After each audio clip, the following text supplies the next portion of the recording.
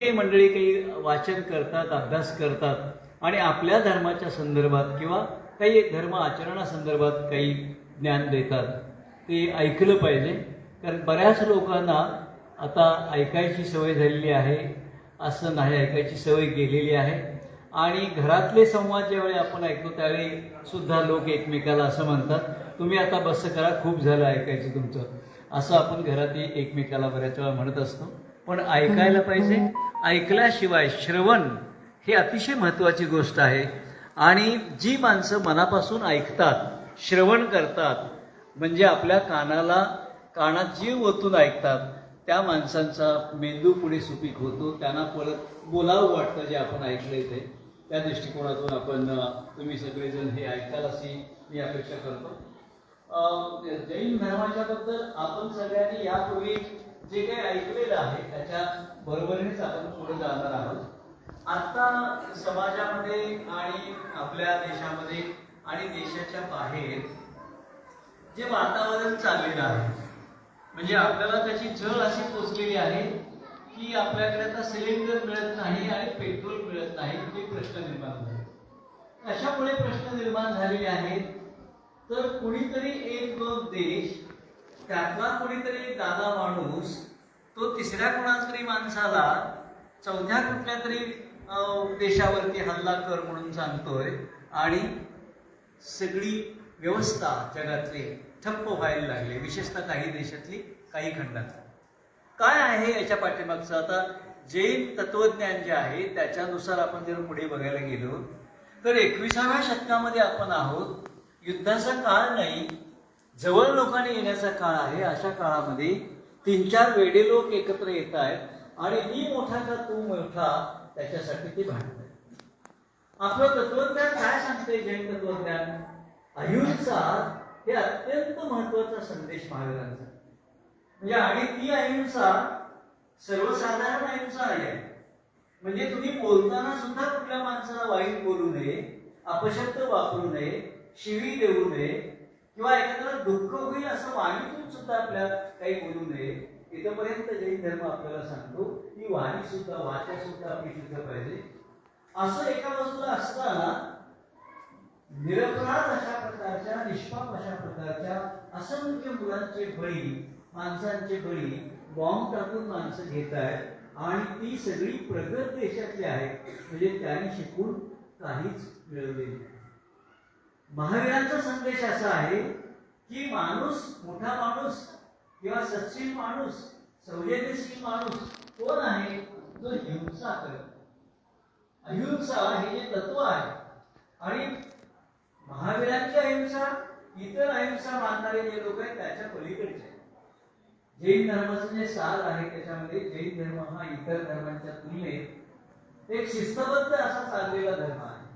त्याला काही असे विचार आहेत आणि ते प्रत्येकाने काटेकोरपणे आचरणात आणले पाहिजे. बाकीच्या काही धर्मामध्ये पण अहिंसा आहे, पण त्या धर्मातली माणसं काय म्हणतात, त्या धर्माचा उल्लेख न करता मी सांगतो की आमच्याकडे असं थोडं केलं तरी चालेल, असं थोडं तरी केलं तरी चालेल, म्हणजे आम्ही सम्यक मध्ये काहीतरी अशी वेळ घालून आपण बघूया.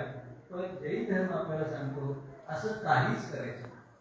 म्हणजे अहिंसेपासून ते सल्लेखण्यापर्यंत, आपला देह तागण्यापर्यंत मध्ये सगळी जी जैन धर्माची सूत्र आहेत ती जगाच्या शांततेसाठी आहे. म्हणजे जगातले सगळे जे तत्वज्ञान आहेत त्या तत्वज्ञानाच्या पलीकडे जाणारे एक तत्वज्ञान या धर्माचं आहे, जे अहिंसा शिकवतं. आता त्याच्या पलीकडचा जो हे आहे, आता जे युद्ध सगळं चाललेलं आहे, किंवा देशात 2 देशात युद्ध होतात, अनेक देशात युद्ध होतात, तेलाच्या साठ्यासाठी युद्ध होतात, टेलिफोनच्या डाटा तयार होतो, त्या डाटासाठी युद्ध तयार होतात, संपत्तीसाठी तयार होतात. आणि जैन धर्म आपल्याला काय सांगतो? अपरिग्रह. म्हणजे एका बाजूला आता काही देशामध्ये अतिसंपत्ती झाल्यामुळे किंवा अति लक्झरी किंवा अति सुख झाल्यामुळे माणसं दूर देशात जात आहेत. त्याला आपण मिनिमॅलिझम म्हणतो, म्हणजे कमीत कमी गरजामध्ये जगायचं. हे केव्हा सांगितलंय? काही शतकांच्या पूर्वी महावीरांनी सांगितलंय की तुमचं आयुष्य हे कमीत कमी, म्हणजे कुठल्याही प्रकारच्या गोष्टीची अपेक्षा, कुठल्याही प्रकारच्या गोष्टीची लालसा, कुठल्याही प्रकारच्या गोष्टीचा हव्यास हा तुम्हाला असता कामा नये. तुमच्या जगण्यासाठी, तुमच्या उपजीविकेसाठी आणि वर्षभराच्या उपजीविकेसाठी जे लागतंय एवढंच घ्या, एवढंच साठवा. आता आपल्याकडे आपण नुसतं म्हणतो गॅस संपलेला आहे म्हटल्यानंतर एक सिलेंडर घरात आलं तरी दुसऱ्या माणसाला वाटतं आणि पुढे काय होईल माहित नाही, अजून एक सिलेंडर कुठं तरी मिळवायचा प्रयत्न करतो. आणि जो देणार आहे तो म्हणतो अजून प्रश्न होणार आहे, अजून आपण तो साठेबाजी करूया आणि अजून किंमत त्याची वाढवूया. एका बाजूला जैन धर्माचं तत्वज्ञान आपल्याला सांगतंय की तुमच्या गरजेपुरतं साठवा. आणि जगामध्ये जी सगळी आता युद्ध चाललेली आहेत ती युद्ध अशाच चाललेली आहेत की प्रत्येक देशाने, कुणी आपल्याकडे तेल साठवलेलं आहे, कुणी आपल्याकडे चांदी साठवलेली आहे, कुणी आपल्याकडे सोनं साठवलेलं आहे, कुणी आपल्याकडे हिरे साठवलेले आहेत, कुणी आपल्याकडे बाकीच्या शक्ती ज्या आहेत, सॉफ्ट शक्ती आहेत त्या साठवलेल्या आहेत. आणि या साठ्यावरती ताबा कुणाचा, त्या साठ्यावरती ताबा कुणाचा, त्याच्यावरती भांडायचं. म्हणजे माझ्याकडे हे आहे, माझ्याकडे अण्वस्त्र आहे, माझ्याकडे बॉम्ब आहे, माझ्याकडे कुठूनही कसाही टाकता येईल असा बॉम्ब आहे. अशा प्रकारची हिंसक जी संपत्ती आहे ती एका बाजूला आहे आणि उपभोगण्याची संपत्ती ती आहे. जैन धर्म आणि महावीर यांचं जे तत्वज्ञान आहे ते आपल्याला काय सांगतंय की आपण हिंसा करायची.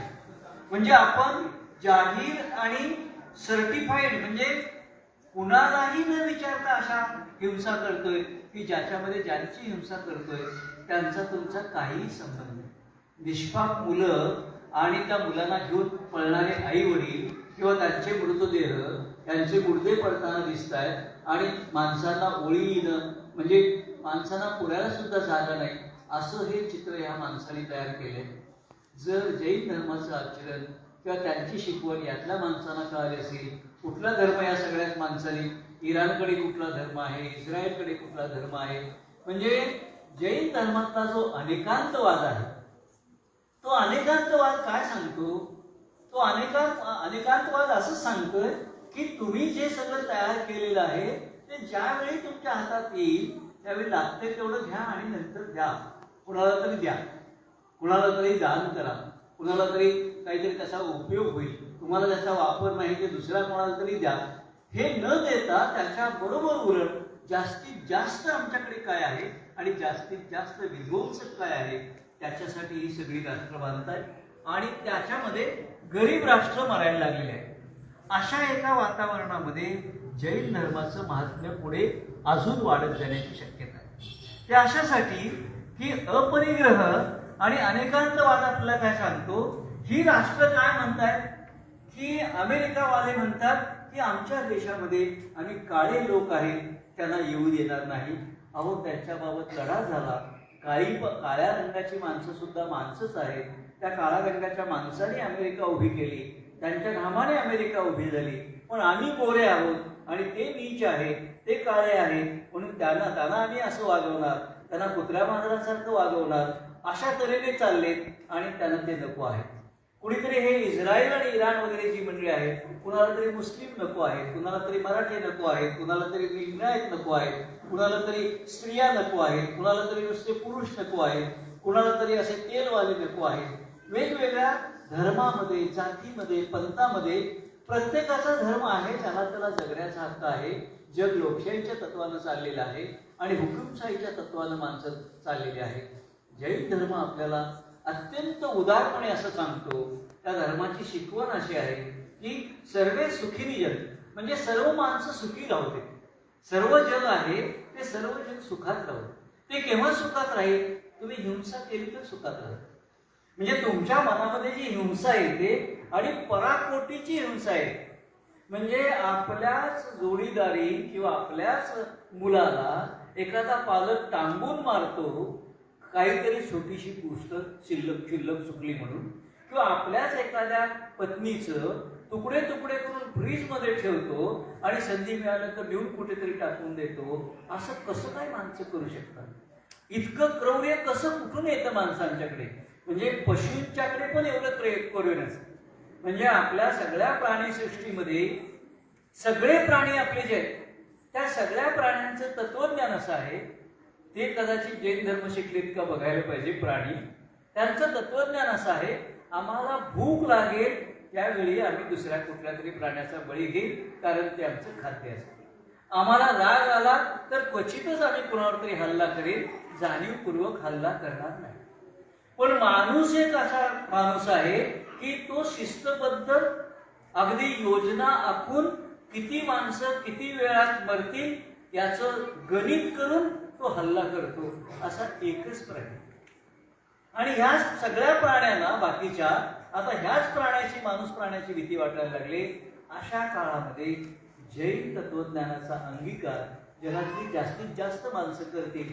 त्यावेळी त्यांना हिंसा समजून द्यावं लागेल, त्यावेळी त्यांना अपरिग्रह समजून द्यायला लागेल, त्यावेळी त्यांना अनेकांतवाद समजून द्यायला लागेल. कारण ते समजल्याशिवाय, म्हणजे अनेकांतवादाच्या मध्ये जगामध्ये आता तत्वज्ञान असं आहे की तुझा पर्याय आणि माझा पर्याय, म्हणजे तुझ्याकडे एवढं आहे आणि माझ्याकडे एवढं आहे. माझ्याकडे आहे ते मी तसंच ठेवणार नाही, ते तुला देईल. तुझ्याकडे आहे ते मला देईल. आणि इतरांच्याकडे असेल ते सगळेच आपण वाटून खाऊ, असंच पूर्वीचं जग चाललेलं होतं. पण त्याच्यामध्ये नंतर ज्यावेळी राजे रजवाडे तयार झाले आणि त्यांना हव्यास सुरू झाला, त्यावेळी कुणी सोन्यासाठी लढाया केल्या, कुणी खनिजासाठी लढाया केल्या, कुणी तेलासाठी लढाया केल्या, कुणी जागेसाठी, प्रदेशासाठी लढाया केल्या. आणि त्याच्यातून आपण पुढे आलो. म्हणजे माणूस हळूहळू अत्यंत हिंसक होत गेला आणि ती हिंसा पराकोटीची झाली. आता तुम्ही एकत्र जमलेला आहात, हा एक आनंद सोहळा आहे की जिथे इथे आलेल्या प्रत्येक माणसाला वाटेल की अरे नाही बाबा, हिंसा नाही करायची. हिंसा म्हणजे आपल्या मुलाच्या कानावरती किंवा पाठीवरती थाप मारताना सुद्धा, धपाटा मारताना सुद्धा विचार करायला पाहिजे, मी या मुलाला शिक्षा का करतोय, माझ्या मुलाला मी शिक्षा का करत. आणि बऱ्याच वेळा लक्षात येतं, हे रागवले म्हणून त्या बाळाला आपण रागवत असतो आई केव्हा तरी. म्हणजे त्या कुणाचा तरी राग कुणावरती काढत असतात. म्हणजे शिक्षक रागवले, म्हणजे शिक्षक मुलावर रागवले तर मुलगा जाऊन घरात चिडलेला असतो. मुलगा काही नापास झालेला असला तर शिक्षक चिडलेले असतात. शिक्षक त्यावेळी इतके चिडलेले असतात की ही सगळी मुलं नापास व्हायला पाहिजेत, त्या सगळ्या मुलांना कॉलेजमध्ये काढून टाकायला पाहिजे. म्हणजे शिक्षक पण चिडतात, प्राध्यापक पण चिडतात, त्या वरचे सगळे अधिकारी पण चिडतात, पालक पण चिडतात. आणि मग मुलं म्हणतात, आता हे सगळेच आपल्याला, ह्या सगळ्यांना आपण नको झालो असेल तर आपण वेगळ्या वाटेने जाऊया. म्हणजे प्रेम, अहिंसा, परोपकार, अपरिग्रह, ह्या सगळ्या गोष्टी जैन धर्मात आहेत. त्याच्यातल्या थोड्या गोष्टी आपण घ्यायला पाहिजे. म्हणजे जग आता कुठल्या तत्वज्ञानावर चालतंय की तू म्हणतोस काय, हे असं माझं म्हणणं आहे, तू काय म्हणतोस हे माझं म्हणणं आहे. तर तो काय म्हणतो, तू म्हणतोस ते मला मान्य नाहीच किंवा मान्यच नाही, तो च आहे तो फार महत्वाचा. माझ्या घरात तू राहायचं नाहीस म्हणजे नाहीस. तरुण मुला काय म्हणतो, मी तुला वरलेला आहे आणि तूच माझी होशील, नाहीतर कुणाचीच होणार नाहीस, तर मारून टाकेल. म्हणजे टोकाचा, म्हणजे हिंसेच्या टोकाला माणसं चाललेली आहेत. त्याच्यावर पर्याय जैन धर्माची अहिंसा. म्हणजे माझी बाजूच बरोबर आहे. जग काय म्हणताय, तुझी बाजू पण राहू दे, माझी बाजू पण राहू दे, दोघांचं मिळून आपण मार्ग काढू. आणि तो मार्ग काढला नाही तर काय होतंय की आपण आता शेतकरी समुदायातली माणसं आहेत. तर आता काही कायद्याचं ज्ञान माझं आहे, काही जर माझ्याकडे येतात आणि मग दोन भाऊ भांडत असतात. ते दोन भाऊ कसे भांडतात, म्हणतात ह्यानं माझी सरी इकडे सरकलेली आहे, तो काय म्हणतो ह्यानं माझी सरी इकडे सरकलेली आहे. आणि मग भांडून केव्हा तरी मोठे खटले होतात आणि कोर्टात केस जाते. कोर्टात वकील 5, 6, 7, 8, 10 वर्ष केस लढवतो आणि एकाचे पैसे संपलेले असतात आणि दुसरा म्हणतो की त्याचे पैसे संपलेले आहेत. दुसरा काय म्हणतो, माझे पण संपत आले. वकील म्हणतात काय, आता असं करा की ज्याच्या बाजूने केस होईल त्या तुमची अशीच केस चालणार नसेल तर मलाच तुमच्यातली कोणीतरी जमीन तयार द्या, त्या घराचं भांडण असेल त्या घरात मीच राहतो आणि तुमचा तंटा मिटवतो. म्हणजे दोन भावांच्या भांडणात कधीतरी त्या वकिलाचा फायदा होतो, कधीतरी त्रयस्थ माणूस असतो त्याचा फायदा होतो. आणि ते भांडण टोकापर्यंत एवढा गेलेलं असतं की ही तुझी सरी का माझी सरी असं ज्यावेळी वाटते ते दोन भाऊ असं नाही ते म्हणू शकत, हे माझंच आहे, हे तुझं नाहीच, हा जो च आहे असं आपण नाही म्हणता येत नाही. असं करूया, ही सरी वादात आहे, याच्यावरती आपण याच सरीवरती एका ओळीने आपण वेगवेगळी झाडे लावली. एक झाड तुझं, दुसरं झाड माझं, तिसरं झाड तुझं, चौथं झाड माझं, लागेल ती फळे आपण वाटून खाऊया. असं नाही का पर्याय निघू शकतो. अगदी लहान भाऊ एखादा असेल तर मोठ्या भावाला म्हणेल, तू मोठं कष्ट केले सगळ्या घरासाठी, ही सरी तुला मी सोडून देईन. पण माणसं म्हणताना काय म्हणतात, तुला एक सरी देणार नाही, तुला एक इंच देणार नाही, तुला एक फूट देणार नाही, वकिलाला सगळं देईल. ही जी ईर्ष्या आहे, हा जो अहंभाव आहे, हा जैन धर्म सांगतो, जैन धर्माचे संस्कार सांगतात, तुमचा अहंभाव हा सोडायला पाहिजे. तुमच्या इंद्रियांची जी वासना आहे त्या तुमच्या काबूत पाहिजे. म्हणजे मला डायबिटीस झालाय असं लोक म्हणतात, पण एखाद्या समारंभात जातात त्यावेळी आईस्क्रीम खातात, एकावर एक गोळा घेऊन खातात. आपण जर विचारलं, अहो सर तुम्हाला डायबिटीस आहे ना, आईस्क्रीम कसं खायला लागलाय? असू दे की सर, फुकटच आहे हो. म्हणजे घरात नाही खाणार, फुकट मिळते म्हणून दोन खाणार. म्हणजे आपल्या मेंदू सांगतो, मेंदू काय सांगतो, खाऊ नकोस, डायबिटीस आहे तुला. आणि जीभ काय सांगते, जीभ वळवळायला लागलेली असते. जैन धर्म सांगतो इंद्रियावरती काबू, ज्याचा त्याच्या इंद्रियावरती काबू आहे. आणि आपली इंद्रिय कशासाठी आहे? ही ज्ञानेंद्रिय आहे. जीभ हे ज्ञानेंद्रिय आहे, कान हे ज्ञानेंद्रिय आहे, नाक हे ज्ञानेंद्रिय आहे, ही स्पर्श हा ज्ञानेंद्रिय भाग आहे. आपण त्याचा वापर सुखासाठी करतो. ते सुख इतक्या टोकाला जातं की काही देशामध्ये इतक्या सुखाच्या सोयी असतात की माणसं दिवसातून 4-5 वेळा आंघोळ करतात, माणसं दिवसातून 4-5 वेळा जेवतात. का? संपत्ती आहे आमच्याकडे. पण जेवण किती लागतं त्याचा विचार न करता इंद्रियांना सुख द्यायचं. इंद्रियाचं सुख हे खरं सुख नाही. आत्ता तुम्ही जिभेवरती साखर ठेवली तर आणि काही वेळानं वाटतं की साखर जास्त झाली, एखादा फुटाणा खाऊया आणि साखर कमी होईल. फुटाणा खाऊन झाला की वाटतं आणि काहीतरी गोड खाऊया. म्हणजे आता खीर खाल्लेली आहे, आता शिरा खायला मिळतोय का बघूया. कधी ठेवणार इंद्रियावरती काम? त्याच्या पलीकडे जाणारे लोक म्हणतात, आम्हाला अमुक काहीतरी केल्याशिवाय आम्हाला समाधानच होत नाही. काय केल्याशिवाय? काहीतरी वाईट खाल्ल्याशिवाय. म्हणजे तोंडात एखादा पदार्थ माणसं ठेवतात, तो आपल्या जिभेवर ठेवल्यानंतर कडू लागतो, कडवट लागतो, तो आत घशात उतरवता येत नाही असा असतो. तरी सुद्धा मेंदू सांगतो त्याला की तू काहीतरी कडवट खायला लागलायस आणि तुला आता उलटी होईल, त्यामुळे हे पिऊ नकोस. तरी सुद्धा रेटून तो प्यायला सुरुवात करतो आणि नंतर एका टोकाला जातो, आता प्याल्याशिवाय उभंच राहता येत नाही. म्हणजे इंद्रिय आपल्यावरती मात करतात, वासना आपल्यावरती मात करतात. जैन धर्म सांगतो तुमची इंद्रिय तुमच्या ताब्यात ठेवते. ही इंद्रिय ज्याने जिंकली तो जैन.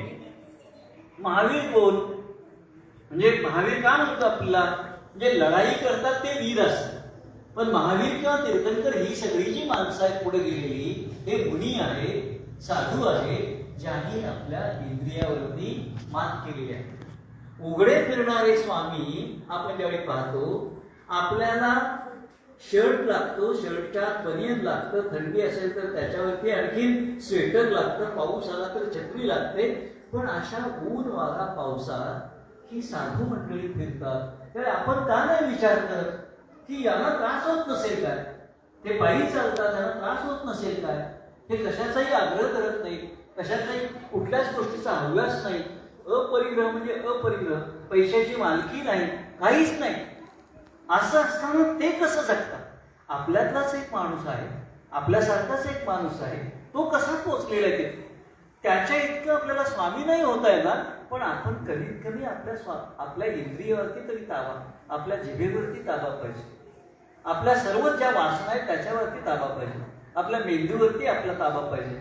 आणि जैन धर्मामध्ये जे मौनात जाणं आहे किंवा दूर जाऊन तपश्चर्या करणं आहे, म्हणजे 12-12 वर्षे ही माणसं तपस्या करतात, हिमालयन रेंजेसमध्ये जातात, किंवा मौन याच्यामध्ये दूर ठिकाणी जातात, त्यांचा अभ्यास करतात. कशासाठी? साधुत्व किंवा एका विशिष्ट टोकाला पोचण्यासाठी. कोणत्याही गोष्टीच्या पलीकडे गेलेला माणूस. असं सगळ्यांनी साधू आणि साध्वी व्हायची गरज नाही, पण हव्यास किती करायचा, म्हणजे मला जे पाहिजे आहे ते किती लागतं, आणि मग तो हव्यास एका टोकाला जातो. ज्यावेळी हा हव्यास झालेली माणसं आपल्याला दिसतात. आता आपल्याकडे जे आपल्या राज्यामध्ये नाशिकमध्ये झालेलं जे प्रकरण आहे की एखाद्या माणसाला कशाचा हव्यास व्हावा आणि किती हव्यास व्हावा. म्हणजे कुणीतरी महिला त्या आश्रमात जातात, त्यांना सत्तेचा हव्यास आहे. कुणीतरी तो तिथे राजे रजवाडे जातात किंवा आणि कुणीतरी जातात त्यांना संपत्तीचा हव्यास आहे. कुणीतरी राजकारणी जातात, त्यांना पद पटकावायचा, सत्ता पटकावायचा हव्यास आहे. आणि मग त्या सगळ्या हव्यासाचा फायदा तो कुणीतरी बंधू देतो. म्हणजे आपले जे सगळे स्वामी आहेत, या स्वामींच्या मध्ये, तीर्थंकरांच्या मध्ये, महावीरांच्या शिकवणीमध्ये काय सांगितलेलं आहे, याच्या पलीकडे आपल्याला जाता येईल. आणि मग त्याच्यातून अशी सगळी माणसं अपरिग्रह करणारे, निग्रहानं काही चांगलं करणारे, माझंच आहे ते खरं म्हणणारे. म्हणजे घरामध्ये सासू आणि सून यांच्यामध्ये कशामध्ये भांडण चाललेलं असतं. मी सांगितलं ना तुम्हाला, तुला या प्रकारचे तांदूळ शिजवायला टाक. तुला काय सांगितलं होतं मी, तर ते बासमती तांदूळ टाक, पाहुणे येणार. तू काय केलंस, तू कुठले तरी तांदूळ टाकले. तर सुनबाई काय म्हणते, अहो मला लक्षात राहिलं नाही, आता भात शिजलाय, असू दे. तुला सांगितलं होतं ना ते करायचं नाही म्हणून. मी सांगितलं तेच करायचं. म्हणजे मी माझ्यातला जो आहे च आहे, त्याने जर असं म्हटलं ठीक आहे, तू केलायस ना भात, तो आपण खाऊया आणि थोडे तांदूळ टाक आणि पाहुण्यांसाठी बासमतीचा वासाचा तांदूळ आहे त्याचं देऊया. पण सासूचा आदेश मोडणं म्हणजे सुनेचा घोर काहीतरी अपराध झालेला आहे. त्या सुनेचा काही ऐकायचं असेल ते सासूने मोडणं म्हणजे सून म्हणते. सून कोण सांगणार? म्हणजे जोक म्हणून असं सांगतात की एक बाई अशा घरात आलेली असतात आणि त्या दारातून त्या परत जातात आणि सासूबाई येतात बाहेर आणि सासूबाई विचारतात, कुठे गेली होतीस? अरे तुमच्याच घरात गेलो होतो. कशाला? ताक पाहिजे म्हणून गेलो होतो. मग ती काय म्हटली माझी सुनबाई, चल जरा परत जाऊया. अहो तिनं नाही म्हणून सांगितलं, आता परत कशाला? चल तर घरात जाऊया परत. मग ती घरात येतात, ती बाहेरची बाई शेजारची घरात येते आणि सासूबाईला आणि सुनेला विचारते, काय ताक नाही? नाही होता, खरोखर नाही आहे. मग त्या सासूबाई परत सांगतात, नाही खरंच नाही, ताक जावा. अहो वाटेल तिथं सांगायचं नाही का, मला इथंपर्यंत काय आलं? ती कोण सांगणार ताक नाही म्हणून? आता मी सांगणार ताक नाही, आता जा. म्हणजे आपल्या घरामध्ये आपण कशाचं जात करतो. म्हणजे सुनेचा सासूकडून किंवा सुनेनं सासूचा किंवा सासूने सुनेचा किंवा आपले आई वडील असतात त्या आई वडिलांचा, ज्याने आपल्याला काहीतरी जीवन दिलेलं आहे त्यांचा, कुणाचा किती विश्वास करतो. जैन धर्माचं तत्वज्ञान या सगळ्या गोष्टीच्या पलीकडे आहे. बाकीच्या काही धर्मामध्ये जे सांगितलेलं आहे म्हणजे अहिंसा सांगितली आहे. बाकीच्या सगळ्याच धर्मामध्ये काय पहा, वैशिष्ट्य काय पहा. म्हणजे मी हिंदू धर्म, मी कुठलाच धर्म मानत नाही, सगळ्या धर्मांचा आदर करतो. पण बाकीच्या बहुतांश धर्मामध्ये वर्षाकाठी नको इतके जीव घ्या अशा प्रकारच्या यात्रा असतात. आता देव कुणाला सांगतो काय, माझ्यासाठी बळी द्या. कुणी नरबळी देतात, कुणी पशुबळी देतात आणि बाकीच्या गोष्टींची तर बळी राजरोस ठरलेली असते आणि येणारे लोक आनंदाने त्याच्यावरती ताव मारत असतात. जैन धर्म सांगतो जीवाची हिंसा ही सुद्धा हिंसा. म्हणजे एखादा छोटा जीव मारणं. स्वामी मुनी आपल्या तोंडावरती जे पडकं लावतात किंवा जे कापड लावतात कशासाठी? चुकून एखादा जीवजंतू आला तर तो पण मरू नये इतकी काळजी आपले स्वामी घेतात. आपण एवढी तरी काळजी घेऊया, आपण अप्राशन करण्यासाठी गोष्ट प्राशन करायची. आणि ती का करायची नाही तर धर्म अशासाठी सांगतो, आम्ही सांगतो म्हणून नव्हे, तुमच्या आरोग्यासाठी. पण बरेच लोक म्हणतात हे घेतलं हे खाल्लं तर आमचं आरोग्य बरं होतं आणि डॉक्टर गेल्यानंतर सांगतो आतापर्यंत वेडेपणा केलाय ते सोडून द्या मग औषध दे. म्हणजे आपण धर्माचं आचरण धर्माचं आचरण करणं जैन धर्म अंधश्रद्धेनं सांगत नाही. जैन धर्मामध्ये एक वेगळ्या प्रकारचा विचार, वेगळ्या प्रकारची विवेकी शिस्त आहे. जैन धर्म हा विवेक शिकवतो. तुम्ही आयुष्याच्या मार्गाने चालला तर तशाच मार्गाने तुमचा केवळ राहील चालू. तुम्ही एखादा तुम्हाला मारायला आला तर तो आलायस, तर त्याला काहीतरी सांगण्याऐवजी तू पण आज जाऊन लगेच कुऱ्हाड आणि तलवार घेऊन आलास तर लढाईच होणार. तो मरेल नाही, तू मरेल. तू आलायस त्याला सांगायला म्हणजे तू का मारायला आलास, तुला काय राग आहे, बस आपण बोलूया, चर्चा करूया, पण बोलायच्या आधीच मारामारी सांगायची असते. जैन धर्म सांगतो की माणसांचा राग, माणसाचा संताप हा एक विकार आहे. म्हणजे विकारापासून आपण दूर राहिला पाहिजे. मग तो विकार, राग हा विकार असेल, वासना हा विकार असेल, संग्रह वाढवणे हा विकार असेल, म्हणजे केव्हा तरी कुठेतरी काहीतरी कमी पडतं तेव्हा एखाद्या व्यापाऱ्याला वाटतं की अजून जरा अशा प्रकारची चंचल होऊ दे, मग माझ्या मालाला भाव वाढेल. अजून जरा चंचल होऊ दे, त्याला मला भेसळ करायची मिळू दे, म्हणजे अजून जरा भाव वाढेल. अशा प्रकारची वाट बघत साठेबाजी करतात लोक. हे साठेबाज करणारे लोक, यांना कळत नाही की आपण कोणती हिंसा करतो. अशी साठेबाजी केल्यानंतर वर्षानंतर बाहेर काढलेला माल असतो, तो कुजलेला माल असतो, सडलेला माल असतो आणि तो वेगळ्या भावाने विकत असतो. त्याचंही नुकसान असतं आणि ज्याला खायला घातले त्याचंही नुकसान असतं. म्हणजे माणसांना किती परिग्रह करावा किंवा अपरिग्रह कुठपर्यंत आपल्याला करायला पाहिजे. जैन धर्म असं सांगत नाही की सगळे जर निस्संग राहा, एक पैसा पण मिळवू नका, असं नाही सांगत. तुम्हाला जे लागतं जगण्यासाठी, सुखानं जगण्यासाठी दिला, पण जगायला लागल्यानंतर पैशाचा मोह, द्रव्याचा मोह किती लागतो. आणि मग अगोदर माणूस विचार करतो की मी माझ्यासाठी अति करणार, माझ्या पेन्शनसाठी करणार, मग मुलांसाठी करणार, मग नातवांसाठी करणार, मग नातवाच्या मुलासाठी परतुंड असतं त्याच्यासाठी करणार. आता परतुंड आहे तोपर्यंत त्याच्या शाळेची तरतूद पण तू करणार आहे, तर मग तुझा मुलगा कामच करणार नाही, तर तुझी संपत्ती तोच उडवून टाकणार. अतिशय अपरिग्रह केलेली संपत्ती हा तिसरेच माणसं कोणतरी वाटून खातात, तर तिसरेच माणसं लुटून देतात. आणि बऱ्याच वेळा ती हव्यास म्हणून कोणाला सांगितलेली नसते. आता अलीकडे माझे काही मित्र वारले तर घरातली बिचारी सांगते, काय सांगते घरातली बिचारी, सर आमचे 2-3 लॉकर होते, पण त्याच्या किल्ल्या सरांच्याकडे होत्या, कुठल्या बँकेत होत्या आम्हाला माहिती नाही, आम्हाला न सांगताच दागिने घेऊन जायचे, आम्हाला न सांगताच पाहिजे त्यावेळी दागिने आणून द्यायचे, कुठे लॉकर आहेत माहिती. आणि 3ऱ्या-4थ्या दिवशी अशा माणसाची पत्नी येते आणि विचारते, सर आमच्याकडे पैसे काहीच नाहीत, माझ्या नावावर खातं नाही, वडील सगळे सरांचे पैसे आहेत, एक मुलगा अमेरिकेत आहे, एक मुलगा दिल्लीत आहे, तो येईपर्यंत रक्षा विसर्जनासाठी आणि पुढचे दिवस असतील त्याच्यासाठी सुद्धा माझ्याकडे पैसे नाही, मी तुमच्याकडे पैसे मागायला लागले. आपण असं का करत नाही? ज्यावेळी आपण परिग्रह करतो त्यावेळी घरातल्या एकाच माणसाला वाटतं की माझ्याच खात्यावर सगळी खाती असावीत माझ्या नावावर.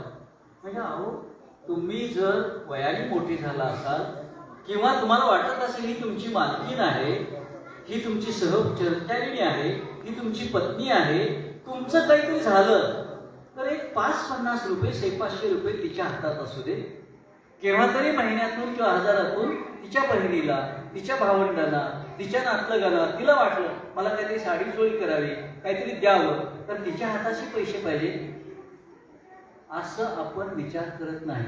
पुरुष संस्कृती, मग इथे स्त्री आणि पुरुष म्हणजे धर्म बाजूलाच राहतो. म्हणजे आपण जो परिग्रह करतो तो जगासाठी नाही, घरात पण असतो. कितीतरी गावामध्ये तुम्ही जा, घराच्या बाहेर लावलेली पाटी जी असते त्याच्यात महिलांचं नाव वरती किंवा पत्नीच्या नावानं पाटी लावलेली आहे किंवा पंचायतीमध्ये तिचं नाव आहे, असं आपल्याला बऱ्याच ठिकाणी पाहायला मिळत नाही. आधी नाव मालकाचं. अहो, तुम्ही काम केलं, तुम्ही नोकरी केली, तुम्ही कष्ट केलं, ठीक आहे, पण तुम्हाला जी ऊर्जा दिली, जेवायला वाढलं, पाठबळ दिलं, ते कुणी दिलं? ते ह्या भगिनींनी दिले. पण त्यांच्या नावाने, दोघांच्या नावाने घर लावा, दोघांच्या नावाने पाठी लावा. माझ्या गावात गेल्यानंतर, घर बांधल्यानंतर आम्ही पुतण्या आणि मी दोघांनी नावं लावली की म्हटलो अशी अशी नावं लावायची. मग माझा पुतण्या म्हटला, गावात असं काही चालत नाही, असली काही पद्धत पाडू नका. म्हटलं काय गावात आपलं काय पडलेलं नाही आहे. माझ्या बायकोचं नाव मी वरती लावणार, माझं नाव लावणारच नाही, तर लावलं तर खाली लावणार. तुझ्या बायकोचं काय करायचं सांग, आणि तुझ्या बायकोचं नाव पण वरतीच लावायचं. आणि मग माणसं सगळी पाट्या बघायला लागली.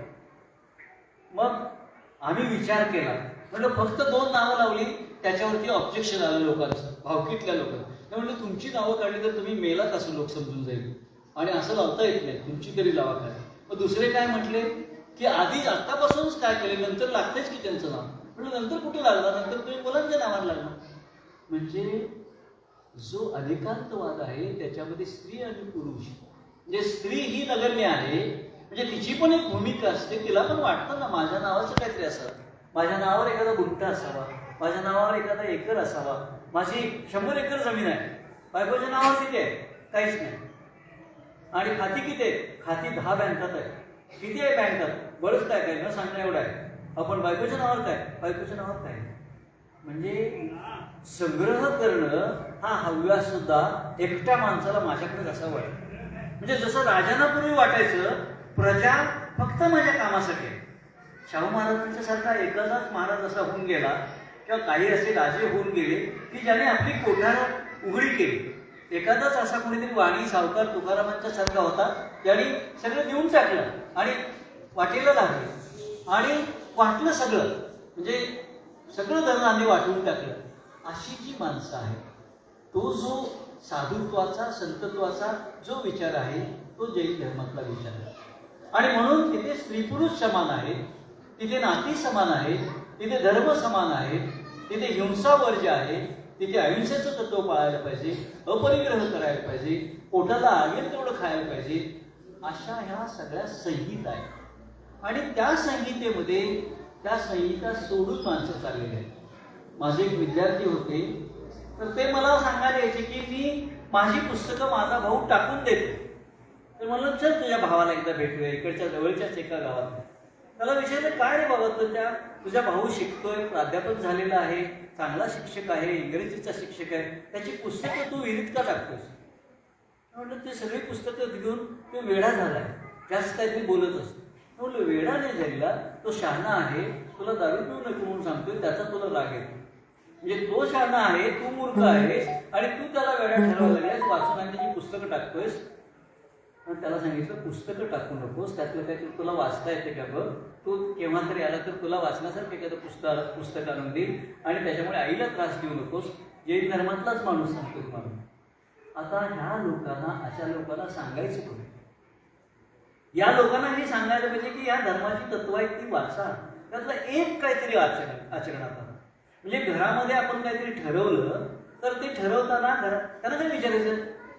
म्हणजे काही वेळा काय होतं घरामध्ये, तुम्ही विचार करताना काय विचार करायला म्हणजे मी बोलणं सुद्धा कसं पाहिजे. काही वेळा रागाने पुरुष महिलांना म्हणतात तुम्हाला काय अक्कल नाही होत व्यवस्था, कशाला बायकांच्या तोंडामध्ये घालताय.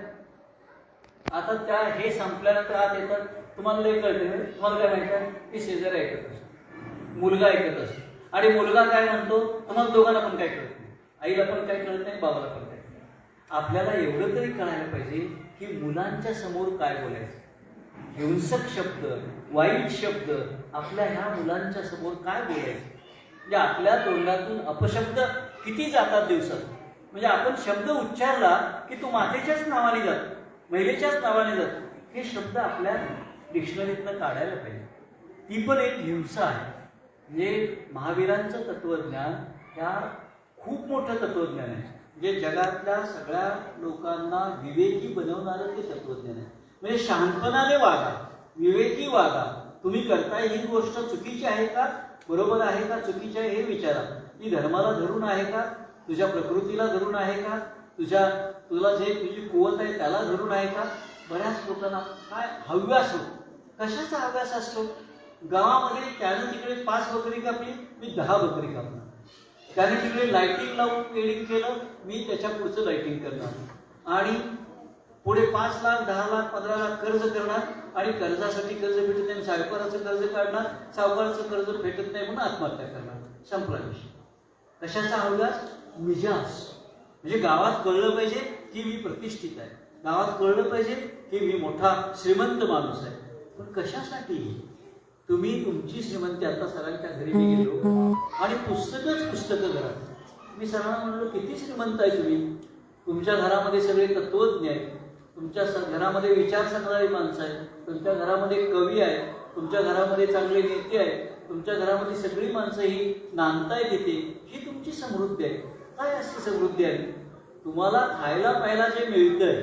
आता मी एका माझ्या घरात राहतो, तर मला बरेच जण म्हणतात, सर तुम्ही एवढा पगार तिकडे मिळवत होता आणि विद्यापीठात काम करत होता, घर एवढंच का बांधलं? मला लागते तेवढं वाढलं.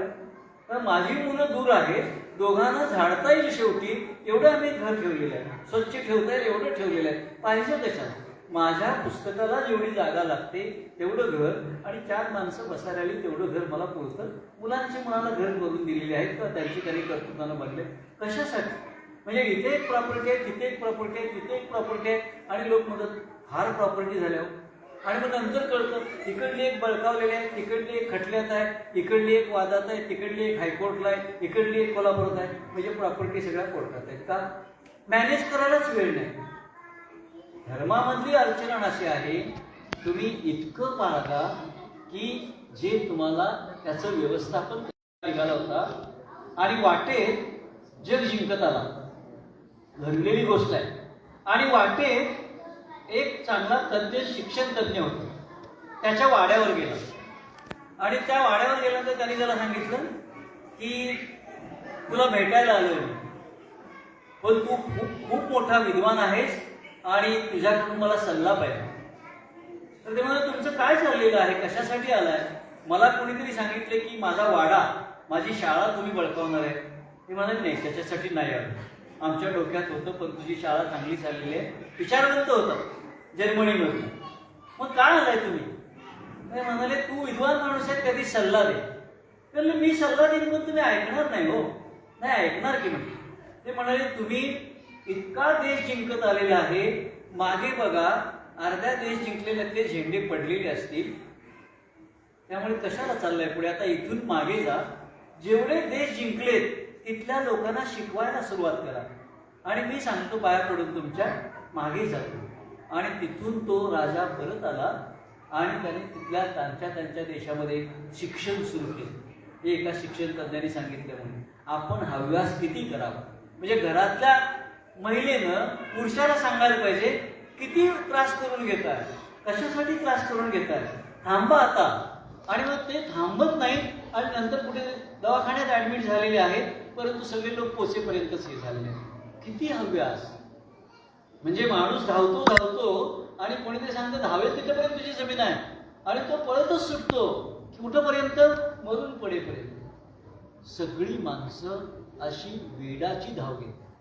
समाधान, सुख, घरामध्ये एकमेकाशी संवाद, बोलणं, बोलायला वेळ नाही, भांडायला वेळ नाही, नुसतं काय ते चाललेलं आहे. आम्ही जगतोय आणि लोक काय म्हणतात आम्ही ऐशमध्ये जगतो. म्हणजे तुम्ही काय खाताय माहिती नाही, खाताना गडबड, काहीतरी पळायचं तिथे गडबड. आणि मग मोठ्या शहरांच्या मध्ये रेल्वेखाली पडलेली लोक आहेत, ॲक्सिडेंटमध्ये गेलेली लोक आहेत, वेगवेगळ्या भिकाराने गेलेली लोक आहेत. हव्यास. जैन धर्म सांगतो तुमच्या मेंदूवरती तुमचा ताबा पाहिजे, तुमच्या मनावरती तुमचा ताबा पाहिजे, आणि त्यासाठी तुम्ही कुठेतरी त्याचं चिंतन करायचं. हा धर्म चिंतन शिकवतो, मौन शिकवतो. मौन आपण दिवसातून 1 दिवस, वर्षातून 1 दिवस माणसं मौन करत नाही. 1 दिवस. म्हणजे हे जे मोबाईल आपण वापरतो त्याचा उपवास करा म्हणून लोक सांगतात. अहो कशाला वापरताय? 1 दिवस उपवास करा, बाजूला ठेवा मोबाईल, तरी पण तो राहत नाही. म्हणजे सोबतिनीपेक्षा हा सोबती फार मोठा झाला. मोबाईल फार महत्वाचा झाला, आपला पडदा महत्वाचा झालाय, मोठा पडदा, टीव्ही महत्वाचा झालाय. आणि याच्यामुळे पुन्हा पुन्हा जैन धर्माचा आपण अभ्यास करायला पाहिजे आणि त्याच्यातलं प्रत्येक गोष्ट उलगडून घ्यायला. म्हणजे याचं आणि त्याचं बरोबर त्याच्याऐवजी दोघं जण मिळून विचार करूया. कंटा असेल तर कंटा पण मिटवता येईल. कुठल्याही जगातली आजपर्यंतची भांडणं शेवटी टेबलवरच मिटलेली आहेत. म्हणजे ज्यावेळी 2 सेनापती एकत्र येतात त्यावेळी सेनापती एकत्र आल्यानंतर कळतं अमेरिकेचा किंवा पाकिस्तानचा आणि भारताचा, अरे तुम्ही मी एकाच क्लासमध्ये होतो. आता तू मला हरवलेला आहेस आणि मी तुला हरवलंय आणि आपला तह करायला लागलं. एकाच वर्गातली माणसं असून कसं आपण एक पाकिस्तानचा मी तुझा वैरी आणि तू हिंदुस्थानचा तू माझा वैरी म्हणून ठरले. आता आपण तह करूया. म्हणजे तहाची भाषा, समजुतीची भाषा, विचाराची भाषा, विवेकाची भाषा हे तत्वज्ञान आहे. जैन धर्माचं हे तत्वज्ञान आहे. त्यामुळे आपली इंद्रिय, आता जे वाईट सगळं जे घडतंय ते इंद्रियामुळे घडतं. म्हणजे दुधाचा स्टॉल आहे, ताकाचा स्टॉल आहे, नारळ लावून ठेवलेले आहे, तिथे पाळी नाही, पाळी तिसऱ्या दुकानात आहे. जे प्राशन केल्यानंतर लिव्हर बाद होते तिथे पाळी आहे. शिकलेली माणसं आहेत, तिथे जाताना त्यांना संकोच पण वाटतो, म्हणून दडून आणि चोरून जाणारे लोक आहेत. कशासाठी करता तुम्ही? काय पाहिजे? म्हणजे मेंदू सांगतो तुम्हाला हे वर्ज आहे, तुम्हाला उपयोगाचं नाही. डॉक्टर सांगतात आणखीन काही दिवस गेला तर लिव्हर बाद झालेला आहे, ट्रान्सप्लांट होणार नाही, 36-40 लाख खर्च करायला येईल. काय करताय बघा, पुढे ऐकणार असाल तर ऑपरेशन करतो, नाहीतर लिव्हर सुद्धा तुम्हाला कुठे मिळणार नाही ट्रान्सप्लांटसाठी. तरी सुद्धा माणसं ऐकत नाही. व्यसनाधीन होणं, विकारानं वागणं, ईर्षेनं वागणं, अहंभावाने वागणं, त्याच्यामध्ये मी म्हणतोय तेच करणार म्हणून त्याप्रमाणे वागणं, हे सगळे हट्ट. आणि त्याच्या पलीकडे तू आणि मी, तू आणि ते मी म्हणजे जगातले सगळे देश. आता जगामध्ये 2-2.5 लाख मुलं आता याच्यामध्ये शाळेत जात नाहीत. जगातली काही लाख मुलं उपाशी मरत आहेत. जगातली काही कोटी मुलं युद्धात मरत आहेत. हे हिंसेमुळे चालतं. मग ज्यावेळी आपण ही हिंसा थांबू, ती थांबायची असेल तर जैन धर्माचा विचार, जैन धर्माचा अंगीकार करायला पाहिजे असं नाही, जैन धर्माचा विचार. ठीक आहे, आपण शाकाहार म्हणून करायला सांगितले. का सांगितले शाकाहार करायचं? शाकाहार अशासाठी सांगितलेला आहे की मुळात माणसाच्या शरीर रचना ही मांसाहारी प्राण्याची नाही. मांसाहारी प्राण्याला सुळे असतात. तो प्राणी दुसऱ्या प्राण्याचे लचके तोडतो आणि त्याच्या पोटात अशी रसायनं असतात की तोडलेला लचका विरघळू शकतो. असं आपलं रसायन नाही. आपले दात आहेत ते चर्वण करायचे दात, म्हणजे ते तृणधान्य खायचं आहे. पण आपल्याला काहीतरी मोह होतो वेगळा, आपण खायला पाहिजे. आणि मग त्याचा मोह असा होतो की त्या मोहाच्या तेही व्यसन होईल. म्हणजे काही लोक म्हणतात की नॉनव्हेज खाणं हे व्यसन कसं काय हो सर? अहो, मुळातच तुम्ही ते खायचं नाही आहे, व्यसन कशाला पाहिजे? पण त्याची मग चटक लागते. चटक कशाची लागते? मसाल्याची चटक लागते. मग ती कुठं लागते? इथे नाही, गांधीनगर ओलांडून कोल्हापुरात जाऊया, कोल्हापुरात छान ठिकाणी मिळते. त्यात मग आणखी कुठं असते तिथे जाऊया. आता परवा काही ठिकाणी अशा बातम्या येतात, अजून कुठल्याही जगातल्या कुठल्याही कत्तलखान्यामध्ये, स्लॉटर हाऊसमध्ये जर आपण जाऊन बघितलं तर आपलं जीवन आपण कशासाठी जगतो, प्राण्यांना कसं मारलं जातं हे जर आपण बघितलं. आता हे मारलेले प्राणी जे आहेत त्यांचं काय होतं हे तुम्हाला सांगितलं तर पटणार नाही. अशा गोष्टी माणसं करतात, अनेक गोष्टी करतात. जैन धर्म सांगतो हे स्लॉटर हाऊस नसायला पाहिजे जगामध्ये. म्हणजे जंगलामधला कुठलाही प्राणी आपोआप मरून जातो. म्हणजे टनभर वजनाचा गवा कधी मेला कळत नाही. केवढे मोठे हत्ती जंगलामध्ये कडे पडून पडले, त्याची घाण होत नाही, कळत नाही. त्यांची यंत्रणा असते. धर्म सांगतो की निसर्गामध्ये सुद्धा तुम्ही हिंसा करायची. पण आता लोकांना प्राण्यांची घरटी, पक्ष्यांची घरटी जी आहे, प्राण्यांची पिळं जी आहे त्याच्यात काय मिळतं ते शोधून काढतात. आणि पक्ष्यांच्या घरट्यांची, त्याचं नाव काय? Nest soup. म्हणजे त्या पक्ष्यांनी केलेलं एक हे आहे, त्याच्यामध्ये काहीतरी पिलं वगैरे असतात किंवा आणि काहीतरी साठवलेलं असतं. त्यांनी त्याचं सूप तुम्ही तयार करा आणि ते सूप जेवणासाठी अतिशय चांगलं असतं. म्हणजे कुणाला तरी मारून खाण्याचा आनंद जो आहे तो आनंद माणसं का घेत आहे? म्हणजे तुम्हाला काही करायचं असेल पण त्याचं व्यसन तुम्हाला का लागतंय? जो शाकाहार शिकवलेला आहे त्याच्या पाठीमागे एक अहिंसा आहे. आणि बाकीच्या प्राणी मात्रांसाठी मग बाकीचं त्यांनी हे केलंय.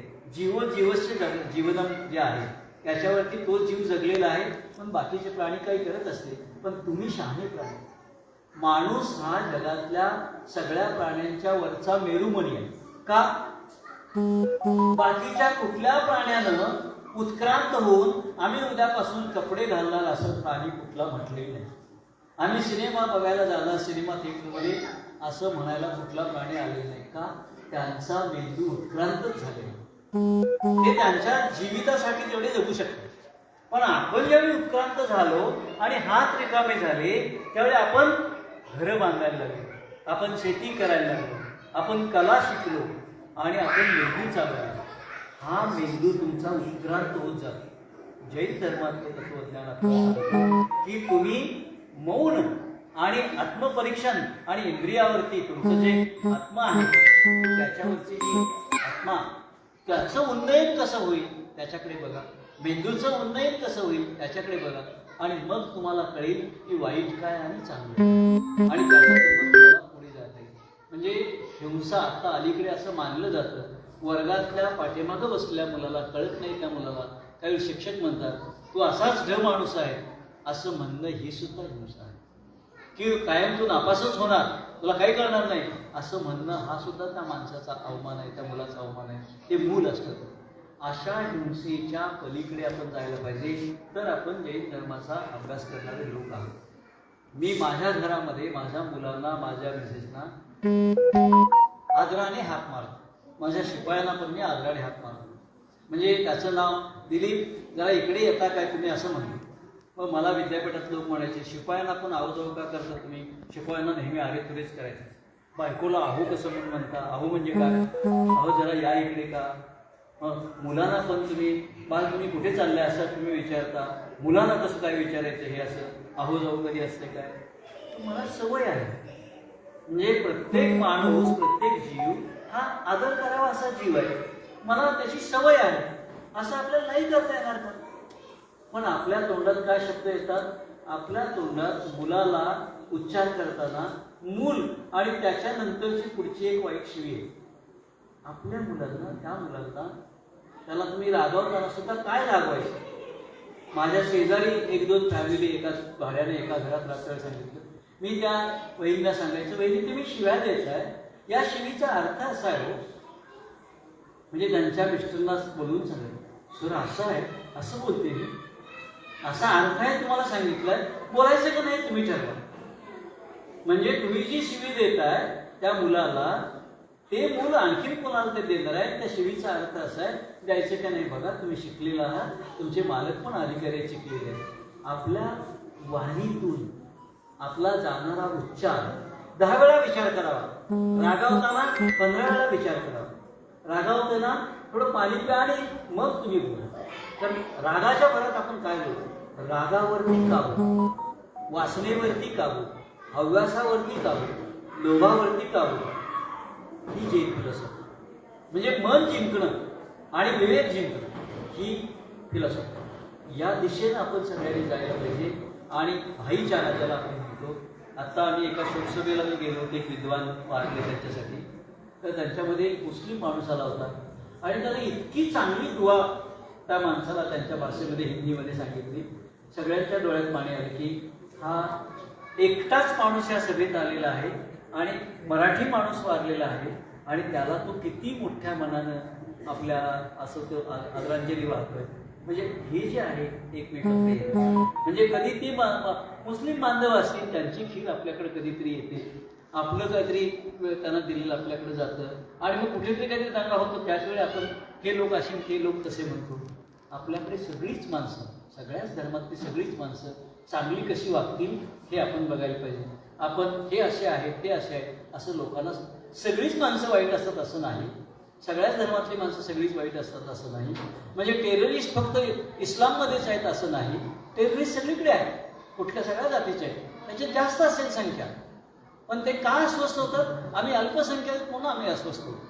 आम्ही अल्पसंख्याक आहे म्हणून आम्ही एकत्र राहतो. का? काहीतरी झालं तर आम्हाला कोणीतरी एकत्र, पण काहीतरी झालं बरेच चालू. तिकडे युक्रेनचं युद्ध चाललंय तिकडे चाललं. माणसांना कोंडून मारा, माणसांना बॉम्ब टाकून मारा, हे चाललेलं आहे.